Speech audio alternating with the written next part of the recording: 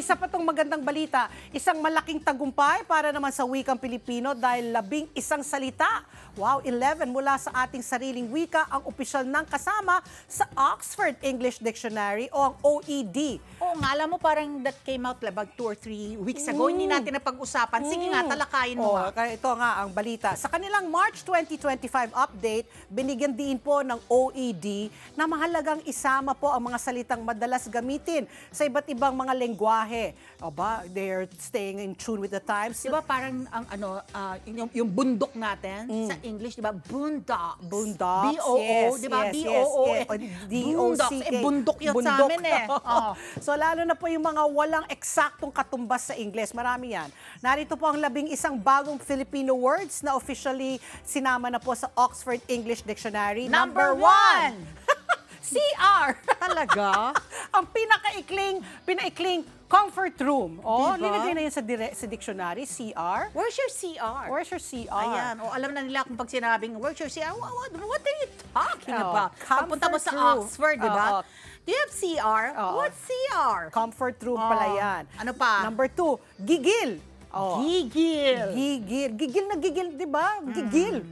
Gigil na ako. Ito yung matinding emosyon na maaring dulot ng tuwa, inis o pagkagigil sa sobrang cute ng isang bagay o tao. Ayan. Alam mo, dapat hindi natin sinalin sa gusto kong makita ano yung definition in English nila ng gigil. Oh. Diba? Sige, tuloy mo lang yan. Babalikan ko yan. The third word is kababayan. Oh, ba sinama na si kababayan?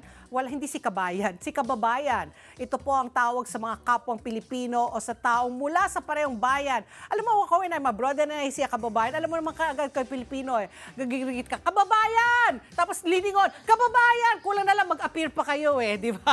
O, ito si Gigil ah. Oh, ano si Gigil? Ready? Oh, ano? Feeling so intense that it gives us the irresistible urge to tightly clench our hands. Ang cute-cute niya. Grit our teeth. Cute-cute niya. And pinch or squeeze whomever or whatever it is we find so adorable. Ang cute mo. Pwede mag-gigil sa galit, Oo, alam ko, di ba? Pwedeng gigil sa galit eh. Gigil sa cute overload. Yan. Oh, ang fourth word natin, paspasan natin to, load. Oh. Ba, load. Pahingin ng load, pasa load. Yan po, yan po yung pag prepaid. Oxford English Kaya nga, load, di ba? talaga. Load. Oh, prepaid na credit na ginagamit para sa mga mobile phones. Ang fifth word ay ito. Lumpia. Ang Syempre. paborito nating spring roll. Ayan. Ang number 6, Pinoy. Dinagdag na rin po sa OED sa Oxford Dictionary bilang pang-uri. Adjective. Pinoy, oo. No, tama, adjective.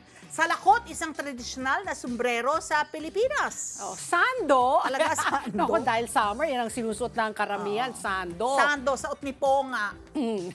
Terror. Talaga terror. Terror? Di ba Tagalog English, ba ano? yan? Oo. Ginagamit natin ito para ilarawan ng mga guro, mga teacher nating terror. Nanay ko yan. At iba pang otoridad na mahigpit, masungit, at sobrang stricto. Oh, number 10, Thomacite. Ba? Tumutukoy ito sa mga Amerikanong guro na dumating po sa Pilipinas noong 1901 para magturo po ng wikang Ingles at bumuo po ng pampublikong sistema ng edukasyon. Ayan, number 11, lahat ng sa'yo. Pilipino meron ito except Pat Pidasa. me.